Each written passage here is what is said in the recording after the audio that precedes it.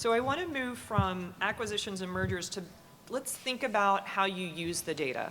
So the data can be used operationally, right, to make decisions. And I'm starting with you, Laura, because you work in the healthcare industry, which there's life or death decisions that are made based on real-time data. And then there's the need to do research and development on the data for other times, which you may or may not need real-time data for. But can you talk a little bit about how you separate out the operations versus the R&D and what's needed in your thought process? So I think for the most part, we're trying to build models where the operational systems like the ERP, the electronic health record, the finance systems are going to handle what they need to handle when they don't need to integrate data, right? So they should supply the operational needs that don't need all the connections to everything else. But I get involved in the bigger challenges where we're trying to integrate that data in order to do things. And just to give you some examples, the sorts of things that we're doing in real time are, for example, screening every drug that is prescribed within the hospital within 10 seconds to make sure that we're actually prescribing the right drug to you. And that means that we're looking both at your clinical data to make sure that your body can accept that drug. We're looking at the history of drugs that you've received to make sure there's going to be no interactions on that drug, those sorts of things. So and with that, we are having to pull this data together, which today is still across, I think it's 240 different clinical systems, right, in real time in order to put the decision support on top of it and build those sorts of clinical alerts. So that's just an idea of what's going on sort of the operational sides from the clinical perspective. Another big one in terms of our operations is the number of denials that we deal with. So claims processing, although very electronic and has been around for a very long time, the rules and all the things that you have to be in place to make sure that that claim actually processes is getting much more complex. And we have a huge effort right now around trying to make sure that when we submit a claim, we only have to submit it once. That's being optimistic, of course. Okay, then on the research side, we don't have to worry as much about the latency of the data in some of our situations, right? So obviously, if you're on the research side and you're trying to find the right people to be in a clinical trial, you still need that sort of real-time data. But a lot of it is looking at past and post sorts of things, right? So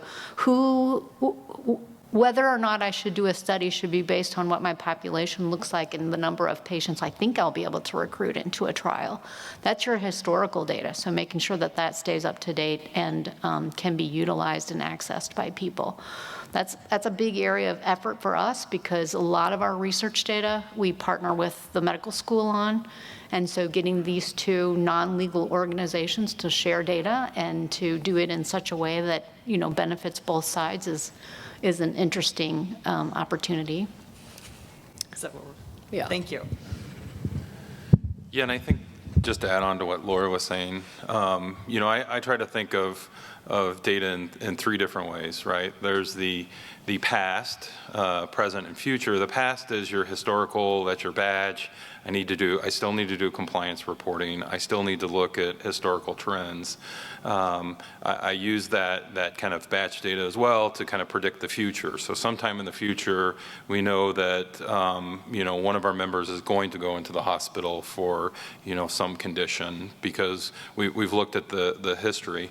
But the fast data, the real-time data, it's what do I need to do right now? I've got one of our members, one of your patients on the phone, what do I need to do right now? And that's a very different model. That's not looking at the past data, but it is using what I've collected, what I've aggregated, what I've analyzed to say for this one piece of information, I can bounce that up against the model and say this is what I need to do right now. So we kind of coin, we use a term, next best action. What do I need to do right now? And then what's the next next one, and then what's the next one? And it's very different to kind of look at all of that fast data, the velocity side of big data, and say, what is that one thing I need to pull out of there and really use?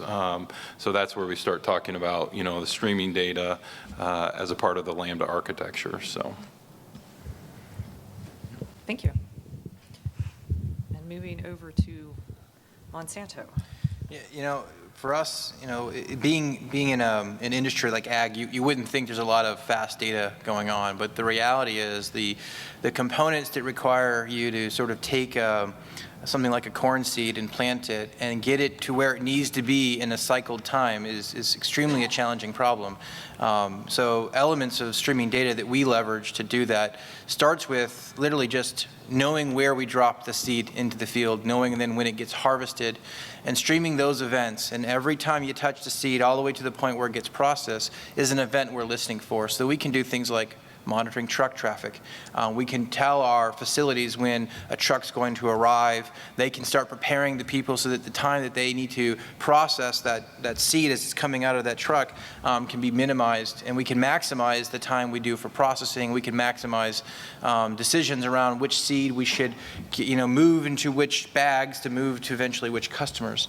Operationally, that requires that level of feed. If we waited and did things historically in batch, we could be sitting and waiting for hours to process that. And you can imagine the trucks that would just back up at these facilities. In research, we have different problems, but they're similar problems, right? Using really sophisticated harvesters, we don't have, tens of thousands of harvesters all around the United States in this geography, let alone the other geographies.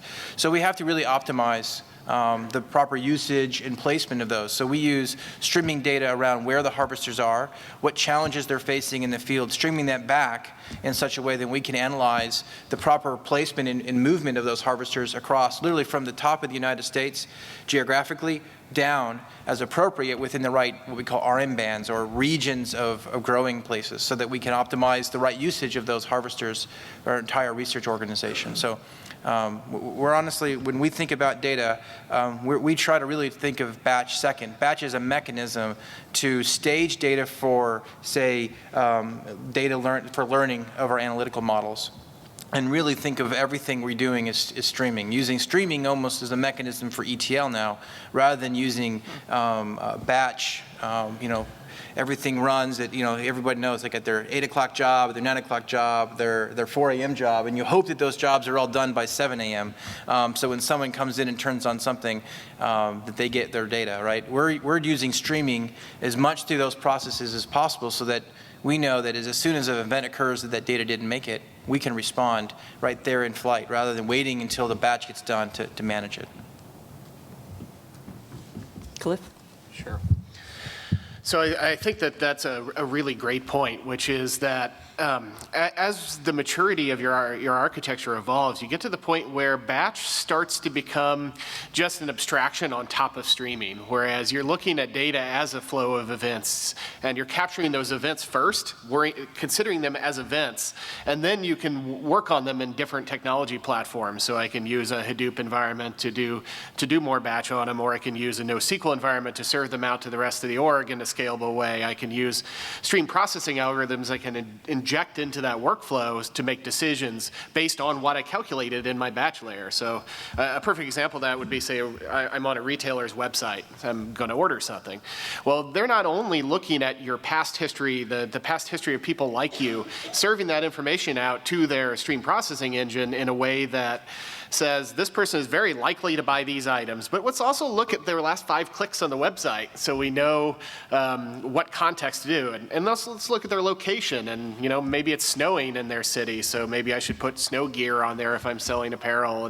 And trying to bring all those different workflows together requires a little bit of a rethink in how you move data and how you capture it in the organization, because we've got different tools for different problems. We've got big batch tools, we have fast access tools, we have stream processing tools, but they all need the same data. If our data is not captured and staged in an event manner to serve those environments, you're going to be battling, a network of ETL jobs in the old way that will be very fragile. So it's very important to think about that usage of data and not see those as independent environments that don't work together and are different organizations that just kind of throw things over the wall at each other. It becomes very important to think about that entire workflow of data and how it gets mixed together when you design your next generation systems, and think about how to build out those capabilities both on top of what you already have and incrementally improve on that. And that ties back into the maturity model, which is,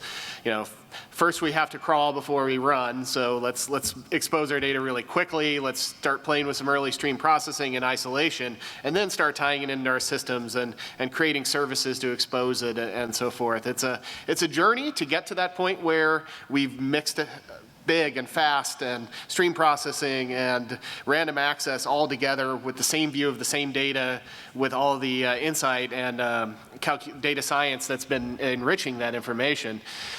You have to build up to that, and that's really what a modern architecture is about, is enabling that journey.